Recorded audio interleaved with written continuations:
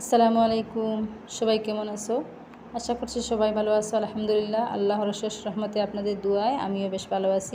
আমার পরিবারকে নিয়ে চলে এলাম প্রতিদিনের মতো নতুন একটি রেসিপি নিয়ে। আশা করছি তোমাদের কাছে আজকের রেসিপিটি অনেক অনেক ভালো লাগবে।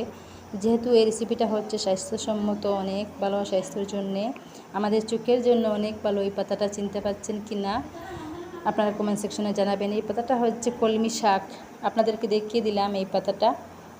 বাড়ি আনাচে কানাচে সবাই পেয়ে যাবেন, যারা আমার মতো গ্রামাঞ্চলে বাস করেন। যারা শহরাঞ্চলে বাস করেন তারা তো অলরেডি বাজারে পেয়ে যাবেন।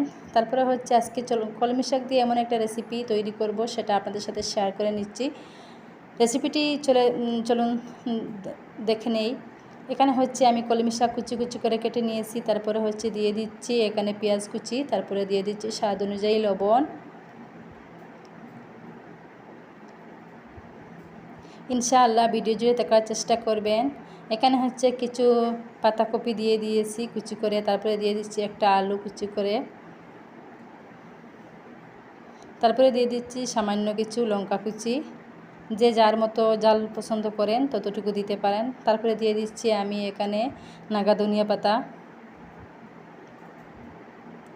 সবগুলো উপকরণ একসাথে ভালোভাবে আমি মেখে নিব, যাতে সবগুলো নরম হয়ে আসে।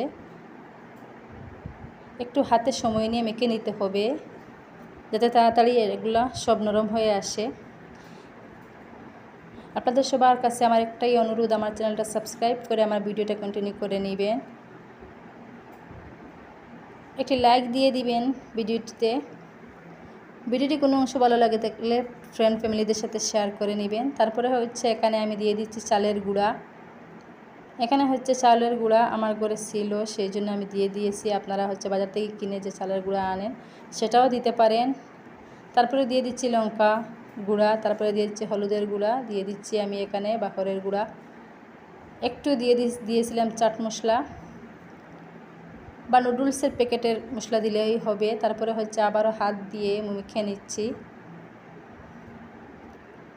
একবার হলে এই রেসিপিটা আপনারা বাসায় ট্রাই করে কমেন্ট সেকশনে আমাকে জানাবেন কেমন হয়েছে।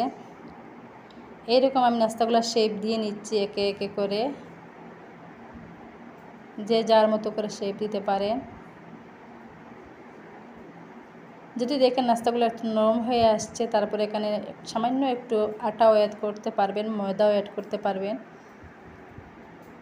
আবার এত বেশি টাইট করাও যাবে না মিশ্রণগুলা।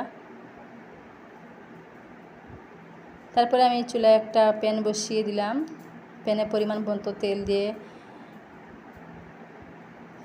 তেলটাকে গরম করে নিচ্ছি। তারপরে একে একে নাস্তাগুলো দিয়ে দিচ্ছি। একটু সাবধানতার সহিত নাস্তাগুলো দিয়ে দিবেন, যাতে নাস্তাগুলো ভেঙে না যায়। যেমন তেল তেমনই থাকে, তেল খুব একটা লাগে না। আপনারা একবার হলে ট্রাই করে দেখবেন, এটা অনেক স্বাস্থ্যের জন্য অনেক ভালো। বাচ্চারা দেখা যায় এই রকমের শাক সবজি খেতে অনেক কম পছন্দ করে, অনেক বাচ্চারাই খুব কম পছন্দ করে। তো এরকম পাকোড়া তৈরি করে নিলেই বাচ্চারা খেতে অনেক পছন্দ করবে। সেই জন্য আপনাদের সাথে আজকে এই রেসিপিটা শেয়ার করে নিলাম। হঠাৎ আমার মাথায় একটা প্ল্যান আসলো যে আমি কলমি শাকের পাকোড়া আজকে তৈরি করে আপনাদেরকে দেখিয়ে দিব।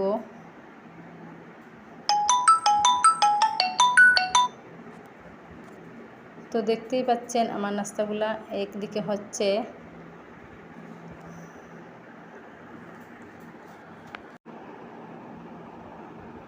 এখানে এটাকে আমি উল্টে নিচ্ছি, যেহেতু এক পাশ হয়ে গেছে অন্য পাশটা উল্টে দিচ্ছি।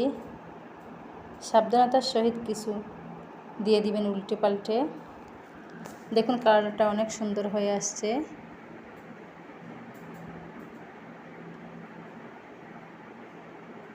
অবশ্যই আমার চ্যানেলটা সাবস্ক্রাইব করে আমার পাশে থাকবেন। প্লিজ মনে করে আমার চ্যানেলটা সাবস্ক্রাইব করে নেবেন।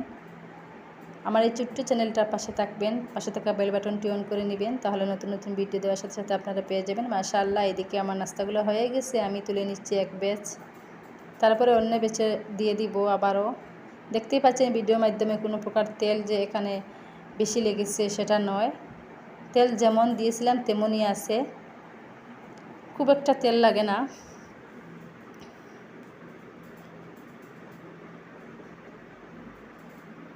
পরের ব্যাচটা আমি এরকম করে বেজে নিচ্ছি। দেখতেই পাচ্ছেন কতটা লোভনীয় হয়েছে।